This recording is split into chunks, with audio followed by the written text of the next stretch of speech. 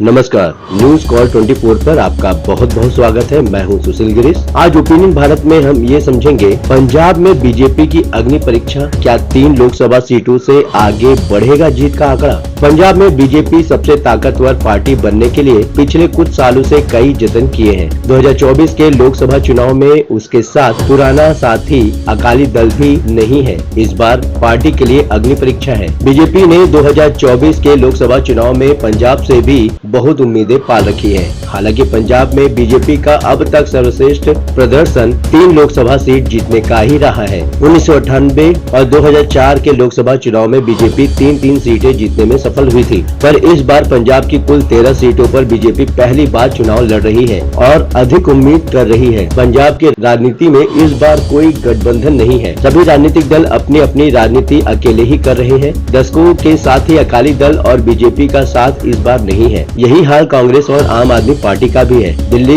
में एक साथ चुनाव लड़ रही ये दोनों पार्टियां पंजाब में एक दूसरे की विरोधी हैं। इस तरह राज्य में लोकसभा सीटों के लिए मुकाबला 4 दलों के बीच हो रहा है। बीजेपी के लिए इस बार कई तरह के मौके बन रहे हैं, तो दुश्वारियां भी कम नहीं है। पहली बात हम देख सकते हैं, हिंदू वोटरों का समर्थन मिलने की कितनी उम्मीद है। पंजाब में 39% आबादी हिंदुओं की है, पर बीजेपी को क्यों इसका लाभ नहीं मिलता, उसके पीछे की राजनीति को समझना होगा। दरअसल बीजेपी पंजाब में अब तक शिरोमणि अकाली दल के साथ थी। अकाली दल हमेशा से सिखों की पार्टी रही है। आजादी के पहले से ही देश में हिंदुओं की पार्टी कांग्रेस रही है। यही कारण रहा कि पंजाब की लुधियाना सीट कांग्रेस गढ़ रही है, क्योंकि यहाँ हिंदू वोटरों की तादाद 65% से अधिक बताई जाती है। बीजेपी पूरे देश में हिंदुओं की पार्टी बन गई, पर पंजाब में शायद अब तक नहीं बन सकी, क्योंकि उसका गठबंधन अकालियों के साथ था। इसके अलावा बीजेपी की नीति सिखों को भी हिंदुओं का एक पंथ मानने की रही है। हालांकि कुछ साल पहले आरएसएस ने भी सिखों के अलग अस्तित्व को स्वीकार कर लिया था। इसके बावजूद बीजेपी में सिखों को कभी अलग धर्म के रूप में नहीं देखा गया। प्रधानमंत्री नरेंद्र मोदी मुस्लिम टोपी कभी नहीं लगाते, पर साल 2 साल में एक बार पगड़ी पहने उनकी फोटो जरूर आ जाती है। पटना साहिब में तो लंगर खिलाते हुए अभी हाल ही में वो नजर आए थे। बीजेपी नेताओं की उम्मीद है कि शिरोमणि अकाली दल के अलगाव के बाद हिंदुओं के वोट कांग्रेस की बजाय बीजेपी को ही आएंगे। विश्लेषकों का मानना है कि बीजेपी को लगता है कि राम मंदिर निर्माण और प्रधानमंत्री नरेंद्र मोदी का करिश्मा जैसे मुद्दों को लेकर हिंदू वोटरों का झुकाव उसकी तरफ हो सकता है। दूसरी बात ये हो सकती है कि क्या सिखों को लुभाने की कोशिश कामयाब होगी।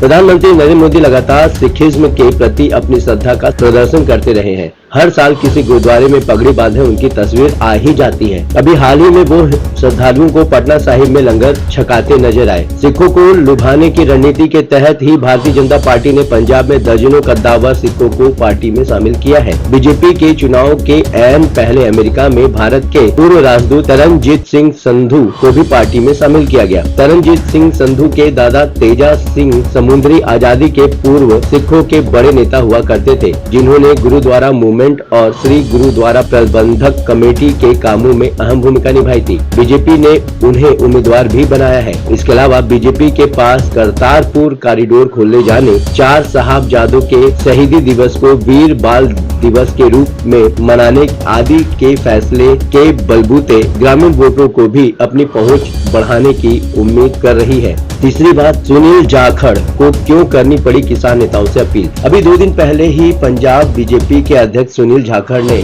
कुछ ऐसा बयान दिया जिसका विश्लेषण करें तो यही समझ में आता है कि पंजाब में किसान अभी भी बीजेपी से नाराज है। सुनील जाखड़ ने कहा कि 10 सालों से बीजेपी सरकार किसानों को फसलों पर एमएसपी बिना किसी रुकावट के दे रही है। विरोधी पार्टियों द्वारा किसानों को मोहरा बनाया जा रहा है। उन्होंने किसानों नेताओं से अपील की कि वह बीजेपी का विरोध करे, पर किसी विरोधी नीतियों के चलते पंजाब की आम आदमी पार्टी का भी विरोध करे। वह राज्य की सत्ताधारी आम आदमी पार्टी पर भी जमकर बरसे। उन्होंने कहा कि कांग्रेस और आम आदमी पार्टी एक ही है। चंडीगढ़ में भी देख लो, दोनों एक साथ है। जाहिर है कि अगर बीजेपी को किसानों का सपोर्ट मिल रहा होता तो सुनील जाखड़ को यह कहने की नौबत नहीं आती।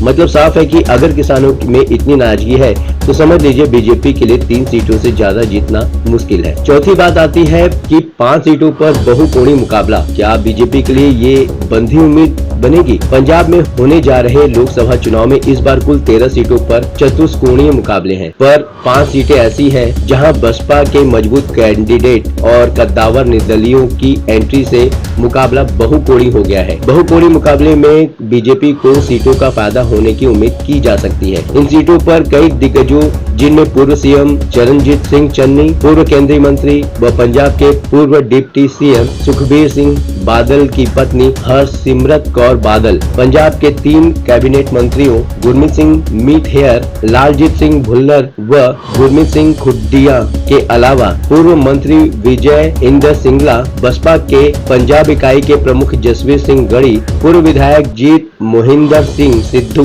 व पूर्व सांसद प्रेम सिंह चंदू माजरा भी शामिल हैं। इन सीटों सीएम भगवत मान का इलाका संगरूर, जालंधर पंथक माने जाने वाले खडूर साहिब की सीट के अलावा आनंदपुर साहिब व बठिंडा जैसी हॉट सीटें प्रमुख रूप से शामिल है। 5वीं बात, दल बदल कर बीजेपी में आने वाले विरोधियों के नेता कितना दिखाएंगे करिश्मा? किसानों के मुद्दे पर अकाली दल ने बीजेपी से नाता तोड़ लिया था। नाता तोड़ने के बाद बीजेपी की तमाम कोशिशों के बावजूद भी पार्टी को कोई खास सफलता नहीं मिली। पिछले विधानसभा चुनाव में तो पार्टी को मात्र 2 सीटें मिली थी। शायद यही कारण है कि बीजेपी ने सभी दलों के नेताओं के लिए अपने दरवाजे खोल दिए। कांग्रेस राज में पंजाब के मुख्यमंत्री रहे कैप्टन अमरिंदर सिंह और पंजाब कांग्रेस अध्यक्ष सुनील जाखड़ तो बीजेपी में पहले ही आ गए थे। हाल ही में लुधियाना से कांग्रेस के सांसद रवनीत सिंह बिट्टू भी बीजेपी में शामिल हो चुके हैं। आम आदमी पार्टी के इकलौते सांसद सुशील कुमार रिंकू ने भी हाल ही में बीजेपी का दामन थाम लिया। उनके साथ ही जालंधर पश्चिम की आप विधायक शीतल अनगुरल भी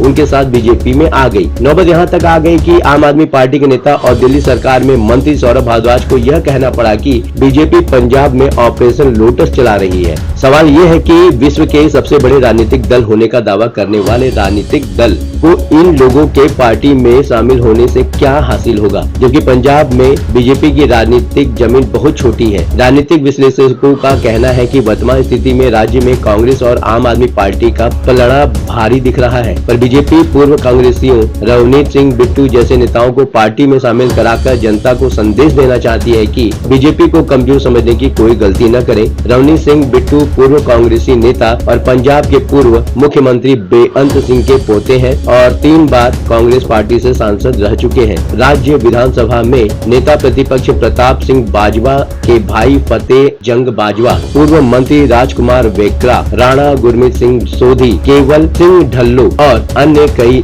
कांग्रेस नेता अब बीजेपी के साथ हैं। अब ये देखना दिलचस्प होगा कि पंजाब में बीजेपी क्या करिश्मा करती है। आप अपनी राय हमें कमेंट के माध्यम से भेज सकते हैं। अभी तक आपने हमारे चैनल को सब्सक्राइब नहीं किया है तो कृपया इस चैनल को सब्सक्राइब करें, फॉलो करें और नोटिफिकेशन में जाकर ऑल का ऑप्शन दबाना बिल्कुल ना भूलें। नमस्कार।